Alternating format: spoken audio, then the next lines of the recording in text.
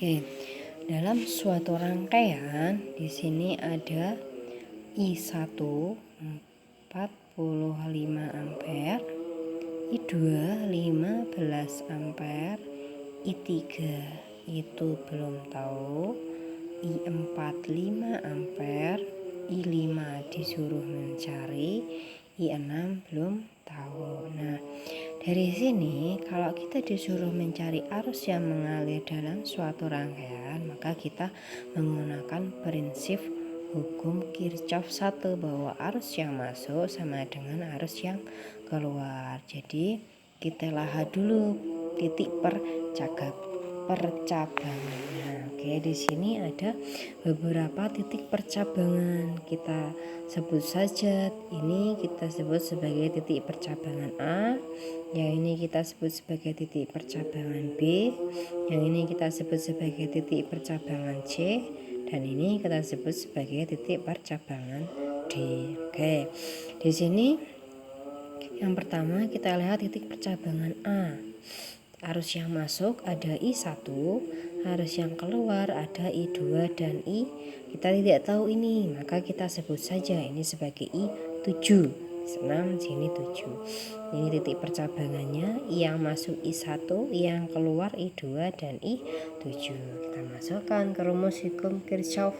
Yang pertama, bahwa jumlah arus yang masuk sama dengan jumlah arus yang keluar. Pada titik percabangan A, yang masuk sama dengan I2 ditambah I7. Ini yang keluar, ini yang masuk. Yang masuk 45 ampere, I2 nya 15 ampere. Berapa nilai I7? Nah, nilai I7 itu I7 di sini saya sendirian, 15 nya pindah jadinya minus 45 dikurangi 15 jadinya 30 ampere. Sehingga di sini kita tulis 30 ampere.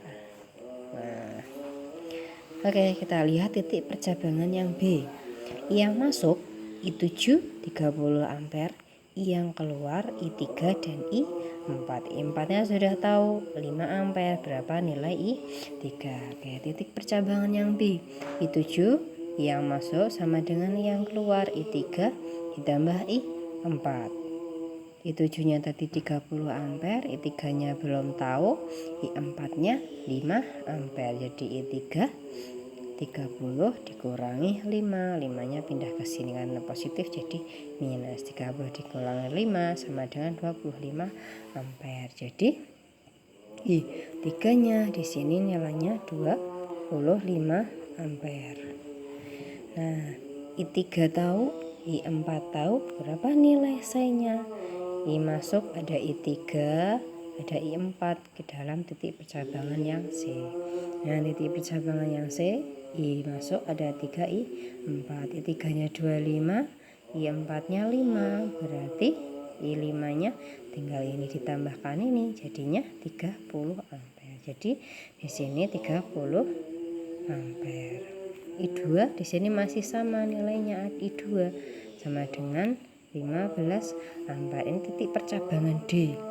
I yang masuk, ini I yang masuk, ini I yang keluar. Titik percabangan D, I yang masuk ada I2 sama I5, dicari nilai I6. I2 nilainya 15, I5 nilainya 30. Jadi I6 ditambahkan saja jadi 45 ampere. Ini nilainya sama dengan 45 ampere. Jadi sama, I yang masuk ke dalam titik percabangan itu 45, nanti endingnya yang keluar pun juga sama 45 ampere. Jadi diingat-ingat titik percabangannya, arus yang masuk sama dengan arus yang keluar.